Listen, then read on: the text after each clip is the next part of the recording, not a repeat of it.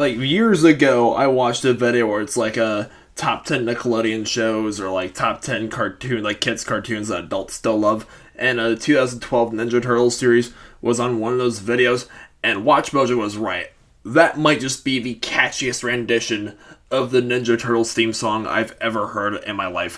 What's going on, viewers? It's TVB, and this is a brand new series on my channel I'm going to call Turtles Tuesdays, where my very good friend Daily Reacts TV, he reviewed the 2003 series on his production channel, so leave the link in the description down below if you guys want to check out his channel.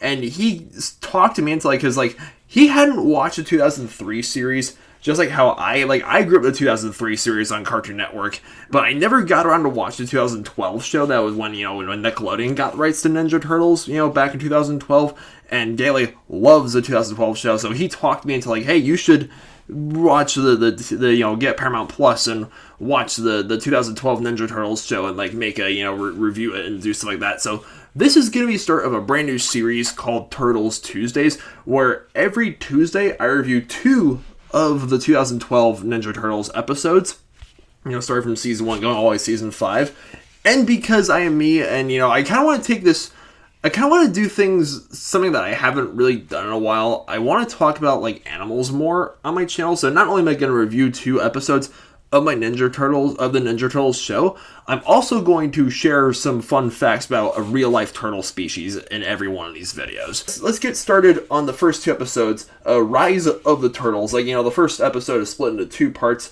and it showcases, it's their mutation day, which is the Ninja Turtles equivalent of, their birthday, and that shows them training, and how, Raphael, there's already this, beef between him and Leo, because, Splinter chooses Leo to be the leader of the Turtles, and he's kind of resentful of it, and Splinter reluctantly lets them go up to the surface, and we get an idea of their backstory. The animation in the show is flawless. It's CG, but it plays around with a lot of different styles and different ways of expressing the characters' emotions.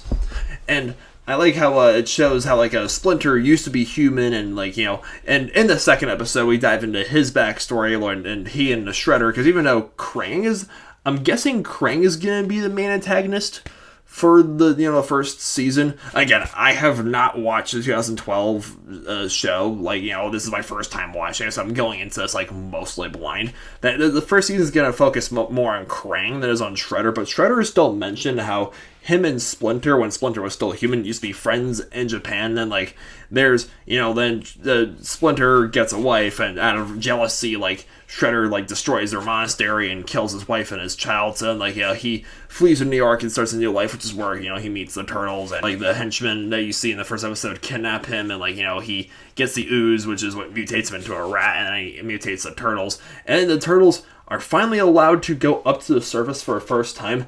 And if I'm not mistaken, this is the only rendition of the Ninja Turtles where we see how they developed their addiction to pizza. And I ate a pizza while watching the first episode. I had a frozen pizza sitting in my freezer that I had to get in the spirit of Ninja Turtles and eat some pizza while watching them eat pizza for the first time. Mikey is a volunteer. He eats the pizza, and he's like, ooh, yeah, I'm going to eat the rest of it because you guys might not like it. It doesn't taste that great. But no, they all start ganging up on the pizza. And then we see how they develop it's them and pizza. And yeah, then they see April O'Neil, who's a young girl in this version, and she's kidnapped by these alien robots with the Krangs stuck in their chest, and they grab a Snake as their hostage, and Snake is I'm not telling you. Then they interrogate him, and they get their hands on some ooze, and even though the guy's name is Snake, he becomes a giant praying mantis monster. And the fight scene, the first fight scene in the first episode, because none of them know how to work as a team, and it's before Splinter teaches them how to work together as a team, and before Splinter chooses Leo as the leader of the Turtles. They all mess up horrendously, and the bad guys get away with April O'Neil and her dad in the car in their van, and they drive off with the kidnapped hostages. But the second episode is when they finally learn how to work together, and they fight off the bad guys. And yeah, then the episode carries on from there. So yeah, with all that being said, I'm going to try my best to keep these episodes fairly quick and more bite-sized and straight to the point. Considering because this show's been out for a very long time.